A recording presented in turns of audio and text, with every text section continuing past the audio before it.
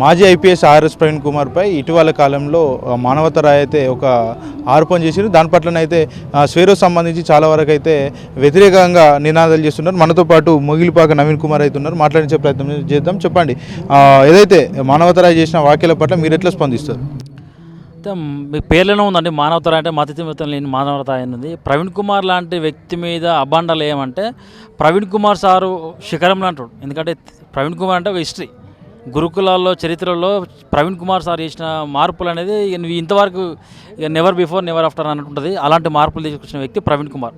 ప్రవీణ్ కుమార్ మీద ఇలాంటి ఆరోపణలు చేస్తేనే ఇలాంటి చిల్లర ఉండే వ్యక్తులకు పదవులు వస్తాయని లబ్ధి జరుగుతుందని కాన్సెప్ట్తోనే ప్రవీణ్ కుమార్ లాంటి వ్యక్తుల మీద ఇలాంటి ఆరోపణలు చేస్తారు. ఎందుకంటే ప్రవీణ్ కుమార్ అంటే నువ్వు మార్పు తీసుకొచ్చిన వ్యక్తి కదా.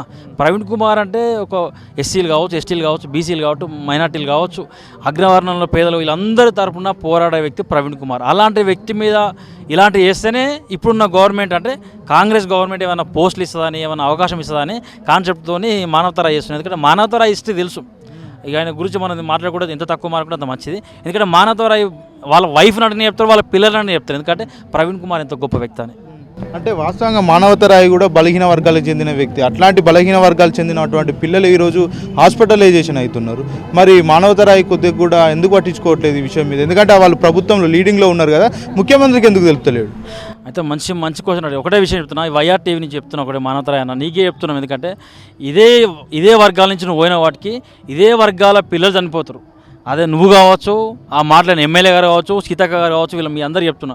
ఈ వర్గాల నుంచి పిల్లలు చనిపోతారు కాబట్టి మీ ప్రభుత్వం ఉంది కాబట్టి ఈ వర్గాల పిల్లల పెట్టి వీళ్ళ తరపున నువ్వు కొట్లాడాలి, వీళ్ళ తరపున నువ్వు గవర్నమెంట్కు అపీల్ చేయాలి. మా పిల్లలు ఉన్నారు, మా సంబంధించిన పిల్లలు ఉన్నారు, మంచి ఫుడ్ పెట్టాలి, మంచి హాస్టల్స్ ఇవ్వాలి, మంచి వసతులు ఇవ్వాలని మీరు కొట్లాడాలి. కానీ మీరు గవర్నమెంట్కి సపోర్ట్ చేసుకుంటా ఇది ఆ ఫుడ్ ఈ ఫుడ్ బయట తినొచ్చిర్రు, ఆ గవర్నమెంట్ మంచిగా చేస్తుందని మీరు చెప్పడం అనేది సిగ్గుచేటు. మీరు ఇప్పటికైనా సిగ్గు తెచ్చుకొని ఈ వర్గాల తరపున మీరు కొట్లాడితే మీకు ఫ్యూచర్ ఉంటుంది, మీకు మేము సపోర్ట్ ఉంటామని తెలియజేస్తున్నాం.